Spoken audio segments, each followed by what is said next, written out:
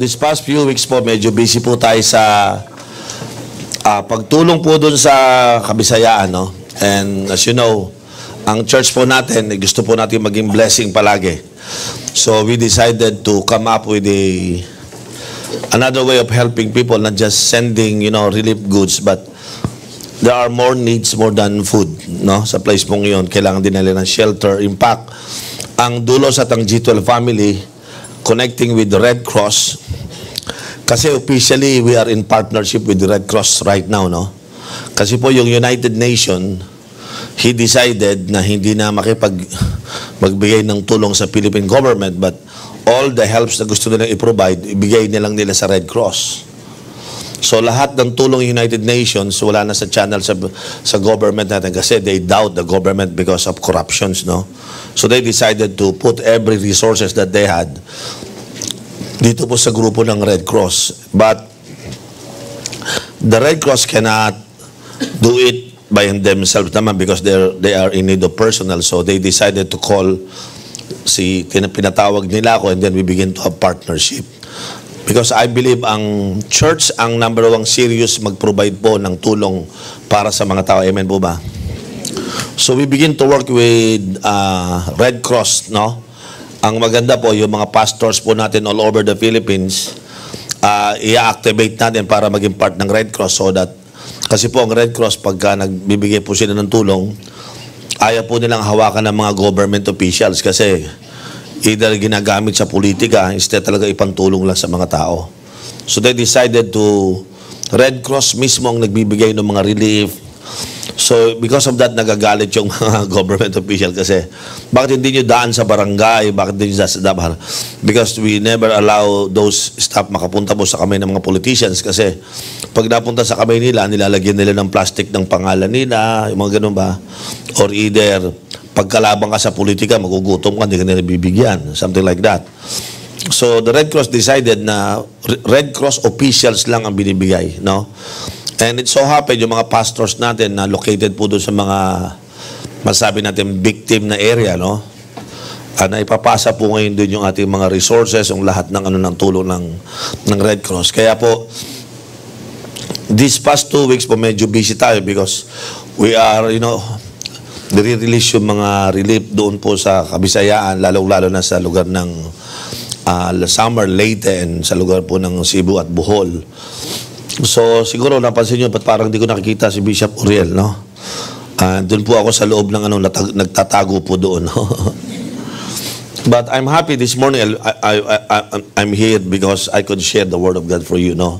And we are always grateful God is good. Amen? I always say to people, you are either a victim or a rescuer. Di ba? Pagka kayo victim, tutulungan namin kayo. Pero pag kayo pangangatawan na ng mga rescuer, yung kanilang binigay na appointment ni Lord, no? And it so happened, tayo narito sa Maynila, hindi tayo naging victim. Tama po ba? Because you are appointed by God to become rescuer.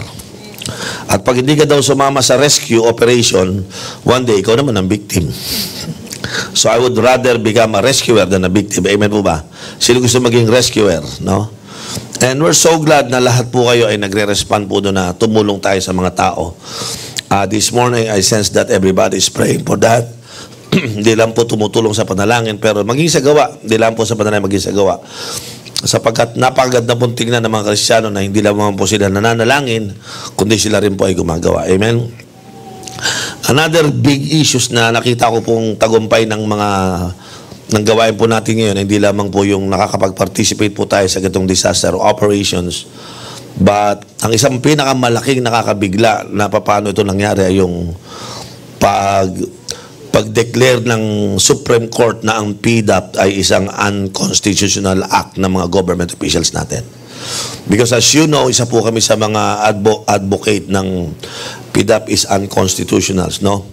So we go to the Supreme Court to fight against it kasi ito talaga yung nangyari sa bansa natin kung bakit bumagsak siya kasi yung mga pera nga wala sa mamamayan kundi nasa kamay ng gobyerno. At pag nilagay mo naman sa kamay ng gobyerno, pinagsasamantalahan naman nila at nasisira yung mga buhay ng mismo mga politicians. So we come up with a strategy na paano namin ito matitigil to. And God Because yung pumunta ka sa Supreme Court at sabihin mong we appeal na hindi po ito constitutional at pwede mo bang utusan nyo na dapat ito ihinto, that is impossible task. But dito ko po napatunayan, walang imposible sa Panginoon. Ang mga lumaban lang po dyan, yung mga unknown lawyers, no? Ang lawyers po namin, ang age po 28, 27, tsaka 29. Though they are so young, but they know the Constitution. And they fight against that illegal, pork barrel. And you know what happened? Then one day, dineclare ng Supreme Court ng Pilipinas na unconstitutional ang pork barrel. Nasyak ang buong Senado, nasyak ang buong, pati ang Presidente, nasyak. Because today, wala na silang pera. Hindi na nila pwedeng galawin ng pera because it's unconstitutional. And another thing is this, pwedeng mag-retroactive yung panalo ng Supreme Court against them. Lahat ng congressman i-imbestigahan ngayon kung nasan nyo dinala yung pera. Kasi guilty na kaagad sila. Nagumamit sila ng illegal way, unconstitutional, and if you touch that money, immediately you are guilty. Kasama sila sa malaking conspiracy. And then, lahat po ngayon ng congressman at senador ay ini-investigate. What's the point? Why I'm saying this to you? Because this is how prayer is so powerful. Every day, nagpupunta po kayo doon, nanalangin kayo para sa ating bayan. Do you think God is not listening to you? Just think about it. For how many days, how many years we've been praying every morning? Do you think God is not listening to us? What do you think? The very core of the problem ng nations, that is corruptions, tinumba ng Diyos. Tinumba ng Diyos yung akala nila kanilang paghaharian ng bayan natin. The very core of the problem, which corruptions, sinita ng Diyos. And I know hindi ho mangyayari yan. Hindi magtatagumpay yung mga lawyers na mayon kung walang backup ng panalangin ng mga Pilipinong Kristiyano. Amen? That's why this morning I'm standing before you. Please, wag ko kayong tumigil sa panalangin. Magpatuloy tayo sapagkat unti-unti na natin nakikita ang mga pangyayaring ito. Amen? Unti-unti na po natin nakikita ang mga bagay pong ito. Every prayer gathering, lagi pong may nagsasabing may prophecy sa Pilipinas.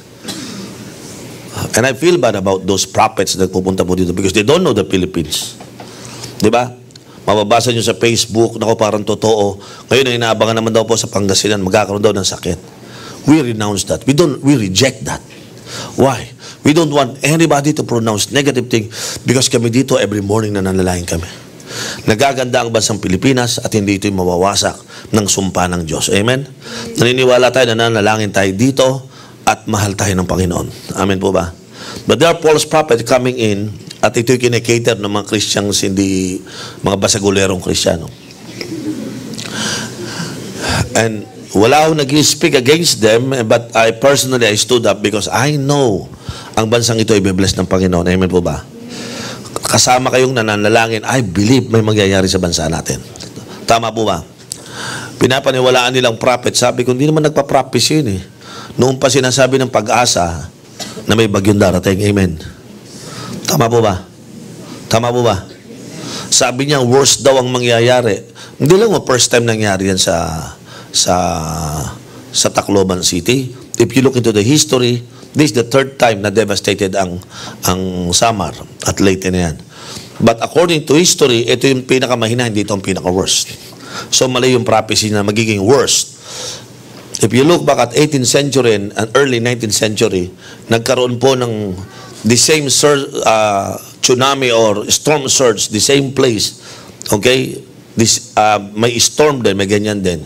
Pero worse because people died more than 15,000 to 20,000. Compare nyo, mas konti namatay. Ang damage, mas matindi ang damage noon. Kaya lang noon, wala pang tao gaano. Kaya konti lang ang devastation na nangyari. But the truth is, yung prophecy na yon ay hindi totoo. Yung napapanood nyo sa mga Facebook ninyo, those are lies coming from hell. Do you hear that? And we should never accept the prophecy na gito. Sabi ko, mahirap sa aming parte na tanggapin yan. Kasi sa G12 churches all over the Philippines, sabi nila kasi, pag hindi nagrepent ang mga Pilipino, darating ang sumpa ng Diyos. Pag hindi nagrepent. Sabi ko, hindi pwede yan. Kasi, repentance, kung buong Pilipinas, maraming nasa-save, nag-grow ang simbahan, ibig sabihin, maraming nagre-repent. Amen po ba? Amen. Kung ang buong Pilipinas, different churches, mga nag-G12, lalo mga nag-G12, lumalago ang simbahan nila from 30 to 500, naging 1,000, ibig sabihin, maraming nag-repent. Tama po ba? At hindi lang sa Dulos for Christ yan, all over the Philippines. Luzon, Visayas, and Mindanao. So sa dami nagre-repent, sabi mo mag-repent, di nag-repent. Tapos matapos natin mag-repent, kakastiguin ba tayo ng Diyos? Ganun ba si Lord? Sumunod tayo, nag-preach tayo. Lumago ba tayo, mga kapatid? Nag-preach ba tayo ng gospel? When we preach the gospel, we preach repentance. Tama. And the genuine result of repentance is people coming to know the Lord Jesus Christ. Nangyayari Luzon ng Visayas. Itong mga nagpa-prophecy, pinuntahan ko at nakita ko, yung mga simbahan nila, hindi naman lumalago. Walang nagre-repent. Sila yung nagsasalita, ayaw nilang gawin. Tayo pinagsasalihan, so sumpa daw tayo dahil hindi tayo nagre-repent. Sabi ko, malabong mangyari yan. Dahil kaya nga lumalago simbahan, nagpipreach tayo ng repentance. Tama po ba? Tama po ba? And because we preach repentance, people come to know the Lord Jesus Christ, nag-change ng life. Ano yung expect natin? Because we repent, the Lord forgive us, the Lord will bless us. Amen po ba? Tama po ba? And yet there are people keep on confessing and declaring negative curse against the Philippines. We can handle that. Sabi namin, hindi mapayag yan. We will stood against this, we will renounce it. Natindihan niyo ako? Sinasabi nila magkakaroon ng bagyo sa ganyan. Kapatid, kahit naman hindi na prophet, pag-asa lang, sinasabi na yan Di ba? Tama ba? Nakalagay ba sa pag-asa na mayroong 23 bagyo sa isang taon? Parang may paprophesy doon. Di ba? Totoo bang taon-taon ang summer ang pinagdadaanan kasi nandun sila sa may Pacific Ocean? Talagang doon dumadaan yun ang pintuan Alam nga naman sabihin mo, ito prophecy ko, alas 6 ng umaga, lilitaw ang araw. Araw-araw naman lumilitaw ng alas 6 yan Tama ba? Yun ang mga prophecy nila Nakuha niyo ako? Sabi ko, ano mas masama? Iran, Iraq, o Afghanistan, o ang Pilipinas? Sabi, mas masama naman siguro ang Iran, Iraq at Afghanistan. Amen. Ba't tayo dito mag-prophecy? Kasi ang prophet doon, walang profit. Dito, ang prophet, may profit. Kaya masarap maging prophet dito. Doon, pupugutan ka ng ulo, ayaw nila doon. Pero mas masama lugar na yon. Sabi namin, ba't tayo dito mag-prophecy? Mas masama doon. Kung sumpa lang, mas kailangan nila ang sumpa kaysa sa Pilipinas. Kasi po, kaya sila pupunta rito, ang mga Pilipino, very hunger sa Panginoon, kahit anong sabihin mo, tatanggapin. Because the Filipino people are seeking and hungry for God. Yan ang katotohanan yan. Tama mo ba? Sasabihin mo, may prophecy ng lindol. Siyempre, sabi ng pillbox, ito ay port line. Di ba? Sa pag nasa port line ka, inaasahan mo, lindol. Kailangan pa bang i-prophesy yan? Di ba? Alam ka naman sabihin ko sa kanya, mamayang alas 6 ng gabi, lulubog ang araw at lulutong ang buwan. Prophecy ba yun? Alam naman natin talagang lumulubog ang araw, di ba? At lumalabas ang buwan pag lubog ng araw. Kailangan mo may prophecy yun. So, ang mga propetang ito, sa tulong ng pillbox at ng pag-asa, hindi ng Bible, nag-prophecy sila. At lalagyan lang sa dulo ng repentance, mukha na silang prophet. Ayun, pagkatapos, malaki ang profit. We don't accept them as prophet of God because they keep, hindi natin alam kung saan galing. No?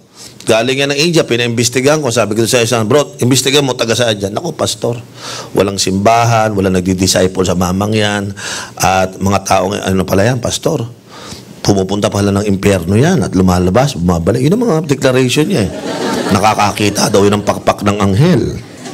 So sabi ko, baka delikado yan, baka ano nakikita niya, tayo naman pinaniwala, ina-accept natin.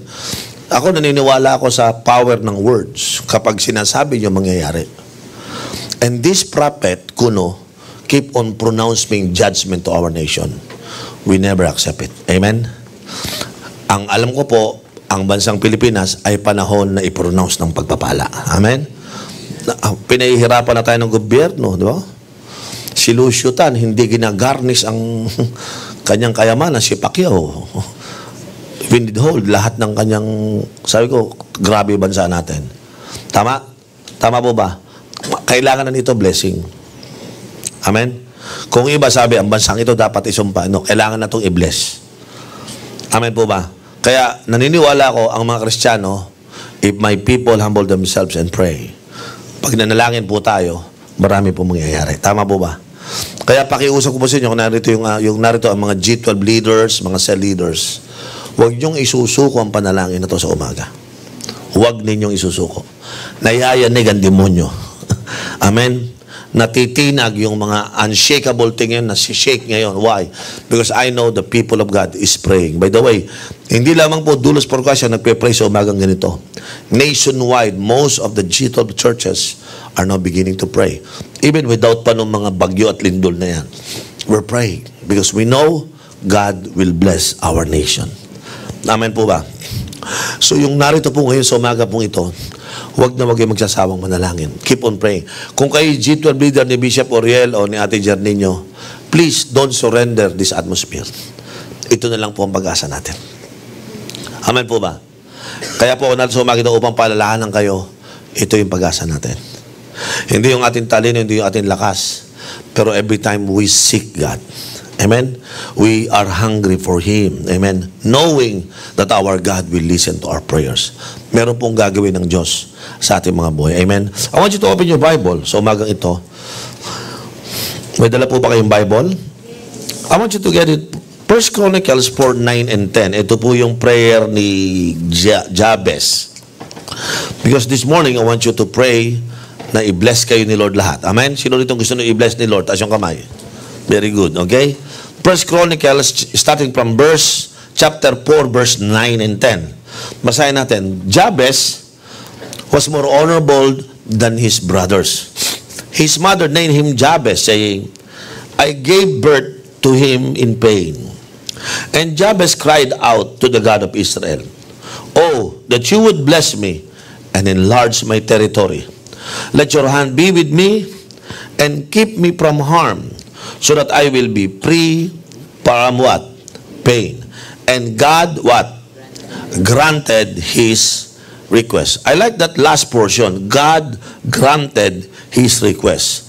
In the Old Testament, as you read the Bible, there are people who pray to God and the Lord granted his what? Because prayer is like a request to God. No? How many of you pray for your family? Do you expect the Lord will grant your request? Sino nagpe-pray dito magkaroon ng boyfriend? Taas yung kamay. One day, ibig sabihin. Tama? O ingat kayo sa boyfriend. Kung pipili kayo, sabi ng isa pastor, ang pangit daw, masakit lang sa mata, pero masarap sa puso. Sa mga gwapo naman daw, masarap sa mata, pero masakit sa puso. So, ingat. Sabi mo sa akin mo, ingat ka, ha? Baka sumakit ang puso mo. Sino rito yung kaya mong sumakit ang mata, wag lang ang puso? Taas yung kamay. Para, ibig sabihin, pastor, kukuha ko ng pangit.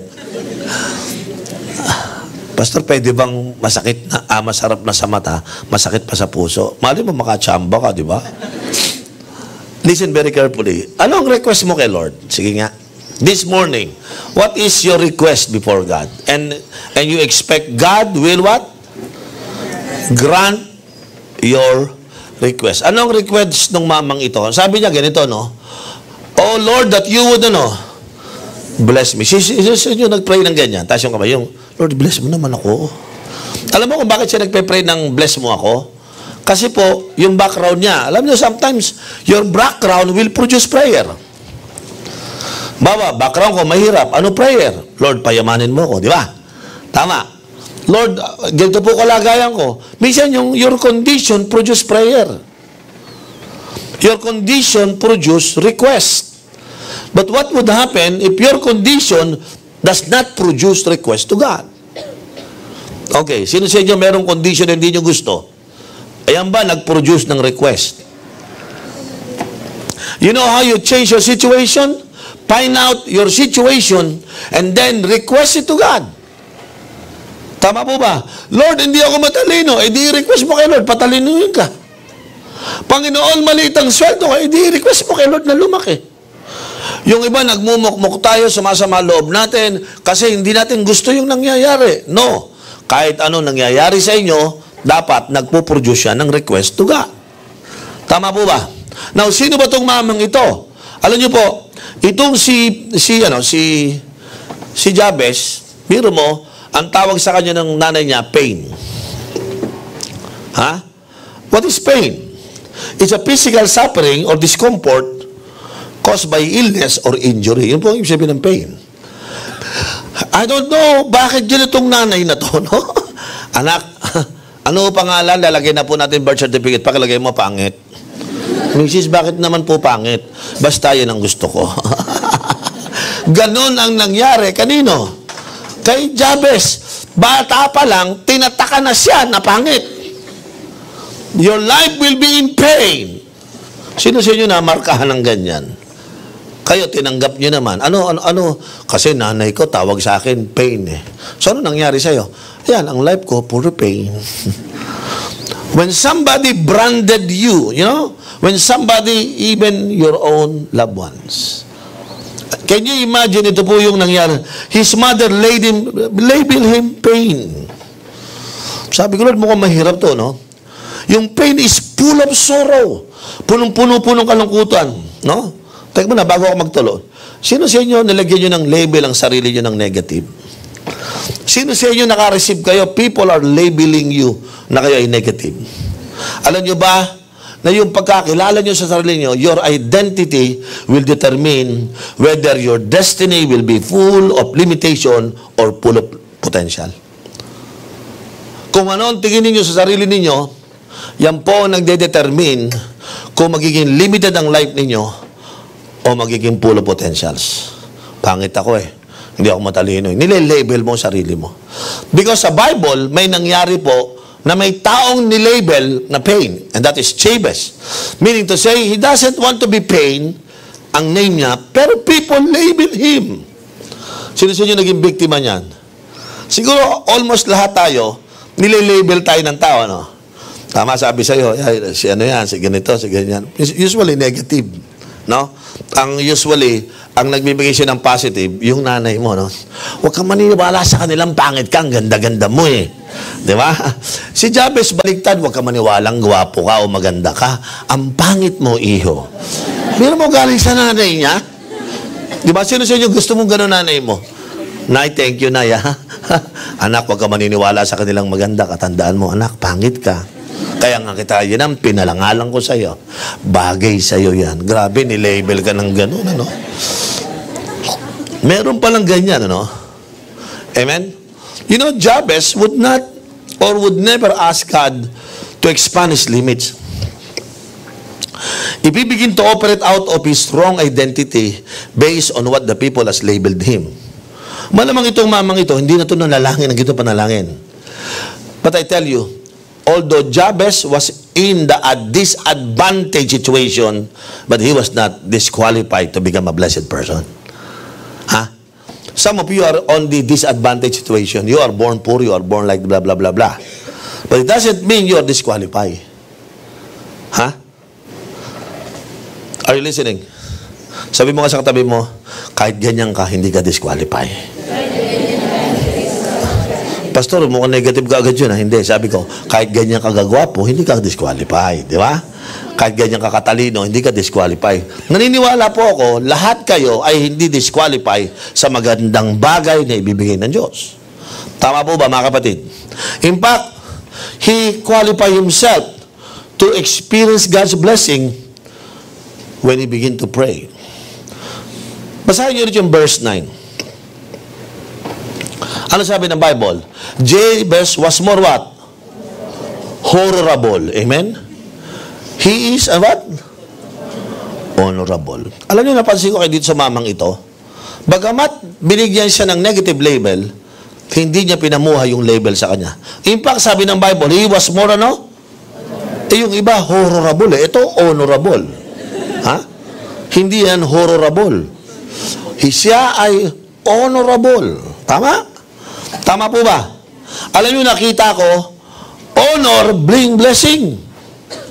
Tama po ba? Do not ever live a dishonorable life. Always live an honorable life so that when you pray for God's intervention in your life, the Lord will listen to you. Alam nyo, mahirap po kung ang buhay natin hindi honorable. Tapos magpe-pray ka, ang hirap manalangin yan. Kasi wala kang honor. Amen po ba? Amen. Kaya nga, sabi mo sa katabi mo, oy, huwag kang horrible, ha? Honorable dapat, sabi mo, ha? Meron ba kayong katabing horrible? Ha? Yung buhay niya ay isang horrible. We should never live out of horror, but out of honor. Tama po ba? Para sa akin po, you will never be disqualified if you are honorable person. You will receive what you deserve because you live an honorable life. Amen? Alam niyo po ibig sabihin ng honor sa Bible? Pag binabasa niyo po dito, it means kabod. Kabod means heavy. Ibig sabihin, mabigat ka, may weight ka. Pag you are an honorable person, may weight ka. Matatag yan, hindi basta-basta natitinag yan. May weight eh. Pero pag ikaw walang weight, walang honor, ang dali mong hipan, mawawala ka na kaagad. So that word is so powerful because it talks about the weight of your life. You're heavy, ibig sabihin po. Amen? He carry himself different. Iba yung dating sa kanya eh. Because he saw himself different. Tingin sa kanya ng nanay niya, pain. Tingin ng mga kaibigan niya, pain. Pero tingin niya sarili niya, hindi pain. It's an honorable man. Amen po ba? No matter what other people has, branded you, labeled you, but it is not how they see you and look at you, but it is how you see yourself. Amen po ba? Tama? Yung iba ko kasi, pinagtulong-tulungan na tayo ng mundo, pinapangit nila tayo sa mga mata nila, abay, kinampihan mo pa. Oo nga, no? Confirm, di ba? Sino sa inyo, hindi nyo kino-confirm lahat ng curse sa buhay ninyo? Ha? Ganun din sa bansa natin. Sinasabi ng false prophet, ganun daw tayo. Tayo naman, amen. Hallelujah. No, huwag nyo i-confirm. Ano tayo? We will live an honorable life so that the time when we pray, something will happen. Amen? Ano sabi nito? Jabez was more honorable than his brothers. His mother named him Jabez, saying, I gave birth to him in what? In pain. Pero ano ginawa niya pagdating po ng verse 10? Look at this. He was an honorable man. Jabez cried out to God of Israel. Una, he lived an honorable life, plus he learned how to cry out to God. He knows how to pray. Ha? Alam nyo kayo, hanga ako sa inyo. Every morning you come here because you know how to pray. But hindi natin nila kung kayo honorable. Maganda kung pupunta kayo dito, honorable ang life nyo. Tama? When you say honorable your life, honorable ang life natin, it means we build some character into our own being. Amen? Because ang ating character hindi dapat cheap. Tama po ba? Ha? Kasi ang tao may character, honorable, hindi cheap, malaki po ang bagay benefits niyan. Although nanay niya, pinangalan siyang pain, pero pinakita niya sa karakter niya. Amen? Hindi siya pain. Siya ay isang magaling na tao. People are labeling you negative. Wala mangyayari sa'yo. But if you live an honorable life, if you live with full of character, I believe marami pong mangyayari. Amen? So let us not believe on those words, on those labels na binibigay po sa ating from our childhood. Amen? Or whatever circumstance na pinagdaan natin. Amen? But start changing the way you talk about yourself. Ha? Tama? Stop talking negative about yourself. You have to begin to speak positive words for yourself. Amen? Amen po ba? Sino sa inyo merong high and then low expectation of what God can do in your life? Sometimes tayo po, dahil negative ang tingin natin, so in-expect natin, ang expectation natin puro low and negative. Don't do that. The label we accept will determine the choices we make. Yan po ang katotohanan. And the choices you make will determine the kind of life that you have. Amen? Because every labels na binanggit dito sa Bible, na binigay kay Jabez, can cause this man to reduce his own value upon himself. Sinabihan ka ng negative, naniwala ka. Wala na, hindi mo na. Kaya ang life natin, hindi natin binavalue mabuti kasi mababatigin natin sarili natin. You know what? Pag mataas ang tingin mo sarili mo, binavalue mo sarili mo. Amen? Tama po ba? Hindi mo basta-basta ito binibigay ng basta-basta. Why? Kasi, by the way, bago ituloy, sino sa inyo tingin sarili nyo, mamahalin ang tingin mo sarili mo? Hindi ka cheap. Tama? Amen, Pastor. Made in the Philippines lang ang damit ko, hindi made in US. Pero hindi cheap yung nasa loob ng damit. Amen po ba? Kasi marami mga tao, ang pandamit, puro made in USA, ang mamahal. Armanong, ano pa ba? Di ba? Di ba? Armanong lang sa akin. Sa inyo, Armani. Di ba? Tama? Sa inyo, Barberi sa akin, Barbero. Di ba? So, mababa lang eh. Pero, hindi yung damit eh. Yung nakalagay sa loob ng damit ang mahalaga. Amen. Tama po ba? Kasi yung ibang identity nila, doon sa label ng damit nila. Tama? Kaya yung mukha nila, mukhang guess. Di ba? Di ba? Tama ba? Mukhang guess. Bakit? Hulaan mo kung sino ako. Hindi niya alam kung sino siya. Kasi nga, naka-label yung identity niya sa sinusuot niya. Don't do that. It doesn't matter on the way kung ano mang local lang ang damit mo o mura lang yung damit mo o ukay-ukay man yan. Ang mahalaga, yung tao sa loob na nakasuot doon sa damit. Amen po ba? May mga tao nga kahit local lang yung suot, pag sinuot, nagmumukhang imported Tama? Why? Kasi hindi siya cheap. Tama po ba? Pero may mga tao kahit magsuot ang imported, ang mukhang local talaga. Yung pagkatao niya, local talaga. Amen? Your value to yourself will determine your destiny. Amen. When you begin to give your life to Jesus, how many among you believe that your life has been changed by that? Amen? Your name was changed from pain to precious. Amen? From pain to prince, from pain to princess, from pain to purpose. Amen? The worst label is when you have a small God. Pag tingnan natin ang sarili natin, maliit ang Diyos sa buhay natin. Naniniwala po ako, may ginawang prayer. Tingnan yung prayer ni Jabez. Tingnan niyo po prayer niya. Ano number 1 prayer niya? Oh, that you would bless me. Bay, kung tingin mo sarili mo, you don't deserve blessing, you don't pray like that. Bagamat siya ay pain, pero alam niya, he deserved to be blessed. Tama po ba? Bakit? Kilala niya sarili niya, may potential siya. Marami mangyayari. Ano pa yung pangalawang prayer niya? Sabi niya, and what? Enlarge my You see, hindi siya contente for what he has right now. He want more enlargement. Alam niyo, yun ang kulang sa mga Pilipino. Madali tayong matuwa, madali tayong masatisfy. Sino nagpe-pray ng enlargement of your territory? Extension of your territory. Alam niyo, maraming Christian, kung ano lang nasa kanila, okay lang yan. Total, papunta naman tayo sa langit, darating na si Lord. Di ba? Kaya wag na tayo mag-isip ng mga ganyan. Dapat magkakamali po tayo. Naniniwala po ako, the reason you are born here, because God wants you to do something. Tama po ba? So, wag lang po tayo mag-pray ng blessing, dapat bigyan tayo ng territory. Maraming Pilipino walang sariling lupa, walang territory. Pero ako naniniwala sa mga taga-dulos, lahat may territory. Amen? At hindi lang sila magkaka-territory, i-extend pa ni Lord, enlarge pa ni Lord ang inyong mga territory. Amen? Hindi lang kayo magiging empleyado, one day magiging boss kayo. Tama? Hindi lang kayo magiging boss, one day magkakaroon kayo sariling business, sariling korporasyon.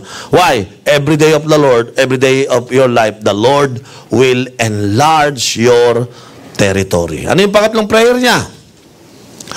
Let your hand, what? Be with me. Ano ibig sabihin yun? Samahan mo ako, Panginoon. Holding hands tayo. Let your hands be with me. Ano ibig sabihin yan? Protection. Ang nagpe-pray siya ng protection. Amen? Ano ibig sabihin kasama niya? Kailangan niya ng guidance. Kailangan niya ng spiritual friend. Tama po ba? Amen. Sino sa inyo nagpe-pray na yan? Lord, samahan mo ko. Tama. Lord, mag-aasawa na ako, samahan mo ko. Lord, magtatrabaho na ako, samahan mo ko. Bihira yung ganyang Christian. Lord, may trabaho mo. May trabaho na ako, Lord. Diyan ka lang, hintayin mo ko.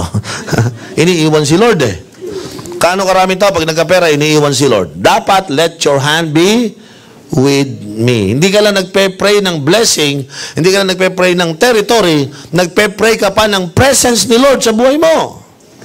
Tama po ba? Alam nyo, pag tayo namumuhay na sa presence ng Lord, ang laki po nangyayari. This is a very simple truth in the Bible. Tama po ba?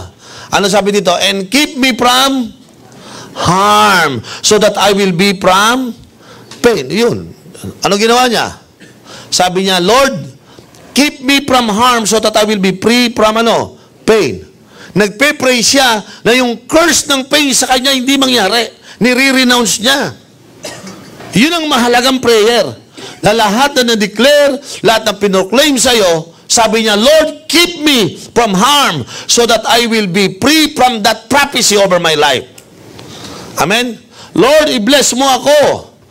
Lord, keep me from harm so that I will be free from all the declaration of my parents over my life.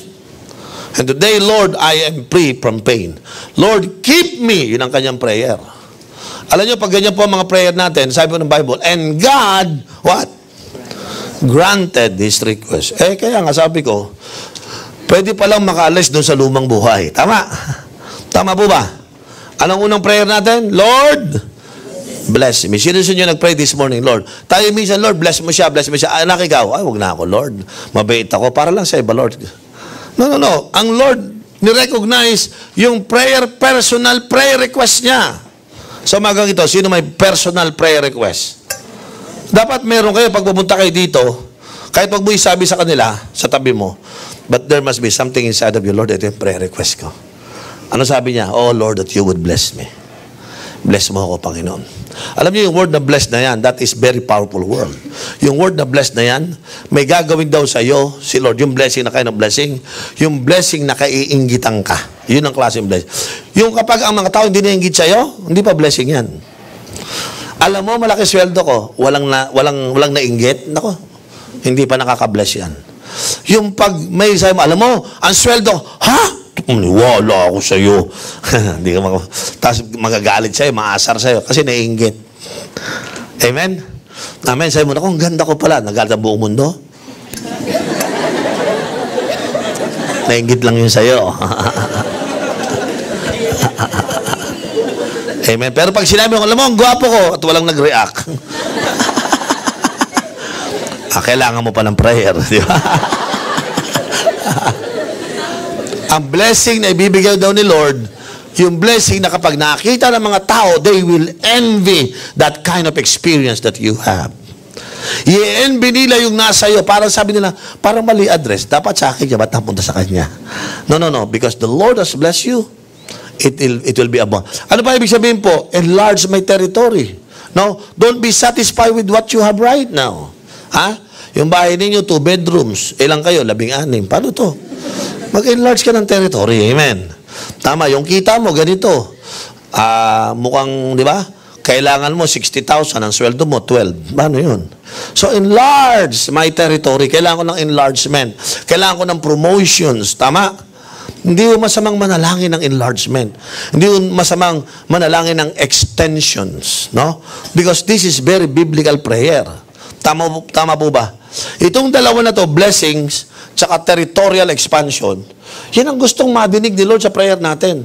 Bakit? Gusto niyang i-grant yung request na yan. Tama po ba? But be sure you are honorable and prayerful. Amen. Sabi mo sa katabi mo, behave ka, may bless ka ni Lord. Pag behave ka, may bless ka ni Lord. Pastor, pag hindi ako behave, pagpapapaluin ka naman ni Lord. Iba yung pag mabait ka, pinagpapala. Iba yung pinagpapalo. So, mamimili ka. Pag mabait, may pagpapala.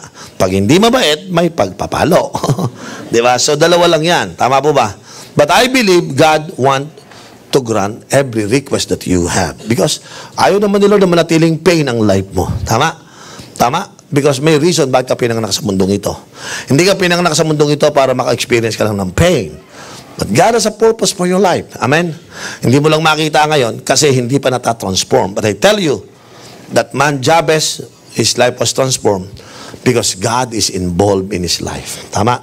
Kung pain ang life mo tapos hindi pa involved si Lord, mananatili kang pain. But you know what? The day God intervened, you're gonna have another story to tell. Why? Because God is a God who changed our story. Amen? Kaya kinakailangan po sa umaga pong ito as we come here, paniwalaan natin yung mga pinapadalangin natin, may mangyayari. Amen? Sabi mo nga sa katabi mo, you know, the Lord will grant your request. Sino-sino sa umagang ito, willing banggitin ang inyong request kay Lord? Ha? Sino-sino magpe-pray dito ng Lord? I declare expansions of my territory. Meron ba kayong gustong i-extend na territory? O enlarge na territory? Sino dito may pinagpe-pray, enlarge my territory, Lord? Yung isa, Lord, give me a territory. Wala pa akong territory, paano pa yung large? Diba? Sino ito nagpe-pray ng sarili mong teritoryo, ha? Ibig sabihin, magkasarungan na. Sino ito magpe-pray? Bata ka pa lang. Nagpe-pray na ba kayo na magkaroon ng sarili mong lupa? Yung iba sa atin, rentals. Lord, bigyan mo ako ng rentals. No. Have your own. Tama? Alam nyo, nung ako'y bata, mahirap lang ako. Parang nakapaka-imposible magkaroon ako ng sarili kong lupa. Pero no, bata pa lang ako, pinopronounce ko na, dinideclare ko. Nung nabasa ko ito nung bata ako, sabi ko, ikaw, Pain, ha? Nagkaroon ka ng lupa, ako pa. Ang pangalan ko, Oriel, hindi Pain. Kung nagkalupa ka, lalo ako. Di ba? Sino niniwala pwede kayo mag-expand ng territory? Isa lang ang susi dyan, hindi pera, kundi become an honorable person and a man who pray and the Lord will grant your request. Amen. Walang bayad dyan, honorable. Mabait ka lang. Pangalawa, prayerful ka lang. Pwede nang magkaroon ng territory. Tama po ba? Amen. You will begin to buy things without money because honor is more than money. Prayer is more than money. It's more than miracles. Kaya po, walang imposible. Tama. Sino excited mabuhay sa umagang ito? Hallelujah. Honorable lang, prayer lang, Lord, ang pahunan ko. Wala akong prayer, Lord, para mag-expand ng territory ko. But Lord, I know through my life, if my character is right, and I'm always crying out to you, Lord, I know the Lord will grant the request of my life. Amen. I want you to bow your head right now. And I want you to ask God to bless your life, your family, your job, your studies. Amen. I want you to just come to God this morning in prayer. Lord, may you bless me, Lord. Indeed, may you bless me, Lord. Heavenly Father, we pray that every household that is represented in this place, that they would be blessed, Lord. That they would be blessed. Lord, that they would be blessed, Lord. Bless them, oh God. Lord, this morning we pray that if there's anything in my life, Lord, that need to be changed so that my life would become honorable, oh God. My character will be solid. Lord, I pray, Holy Spirit, change my heart. Change my life, Lord. Holy Spirit, anything, God, that is not pleasing to you, we repent and we ask that the blood of Jesus will sanctify us thoroughly, Lord. Father God, let your blood cover every one of us, oh Lord. Hallelujah. Lord, everyone, Lord, today, Lord, become an honorable man in your presence, oh God. Lord Jesus, Lord, indeed, bless us, Lord. Bless us, oh God. Blessing that comes from the Father. Blessing that would amaze people, oh God. Lord, today we pronounce blessing. Not curses, Lord, but blessing, oh God. Blessing, Lord God, to each and every one of these people, Lord. Lord, there are students who need blessing. Lord, let that student be blessed right now, Lord. Panginoon, meron po dito mga tao nangangailangan ng blessing sa kanilang hanap buhay o trabaho, Lord. I pray that you would bless them, oh God. You would bless them. Thank you, Jesus. Hallelujah. This time, let's pray for our, Lord, I pray that our territory, Lord God, will be enlarged. Come on. Hallelujah. Lord, enlarge my territories, Lord. Enlarge, expand, Lord. More, oh God. Let there be more, oh God. More, Lord Jesus. Lord, we claim more, Lord. Expand and extension, Lord. In the name of Jesus. Hallelujah. Oh God, thank you, Jesus. Hallelujah. Hallelujah. Thank you, Jesus. Lord, let your hand be upon us, oh God. Lord, let your presence dwell among us. Your presence will make us wise, oh God. Lord, your presence will make us peaceful in our inner being, oh God. Lord, we shall find rest in your presence, oh God. Let your hand be upon us, oh God. And Lord, keep us from harm. Keep us from harm, Lord.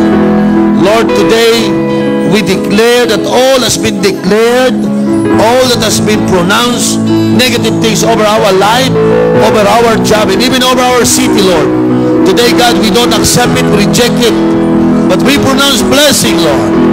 Blessing. Hallelujah. Yes, God, blessing. Thank you, Jesus. Hallelujah. Lord, I pronounce and I declare that you will grant our request, Lord. You will grant our request, oh God. Thank you, Jesus. Hallelujah. Tumayo tayo lahat. Kumuha ka ng isang partner, sabihin mo sa kanya, the Lord will bless you. Sige, pronounce mo yung parang nananampalataya ka. The Lord will bless you. Amen. The Lord will bless you. Sabi mo sa kanya. Isa pa. The Lord will. Get another partner. Just pronounce blessing to your brother. The Lord will bless you. Amen. Sabi mo pangalawa, the Lord will extend your territories. Hallelujah. Sabihin nyo na parang nananampalataya, huwag yung parang ano lang, yung may faith, yung may faith. The Lord will extend your territory. Hallelujah. Sino po masaya sa umagang ito? Hallelujah. Do you believe that God will grant our request this morning? He's been doing that. Lagi niyang ginagawa ito. That's why God deserves to be praised this morning. Amen? Palakpakan natin si Lord. Come on. Ano ba naman palakpak yan? Parang hindi kay Lord. Hallelujah. Thank you, Jesus. Magpasalamat tayo sa Diyos kung parang tapos na, ginrant na sa atin. Amen? Hallelujah. Thank you, Jesus. Lord, salamat sa umagang ito. Your word is powerful and great, changing our mindset, our life. God, our heart is full of hope, Lord. Because this morning, God, you make our hope alive, Lord. And we believe, Lord, that it will happen because, Lord, our God is a God who will bring about change about our situation. So today, Lord God, may our heart speak out in praise, Lord, and in praise because you deserve all these things, Lord. Today be glorified, Lord, and be honored. And we ask this in Jesus' name. Amen and amen.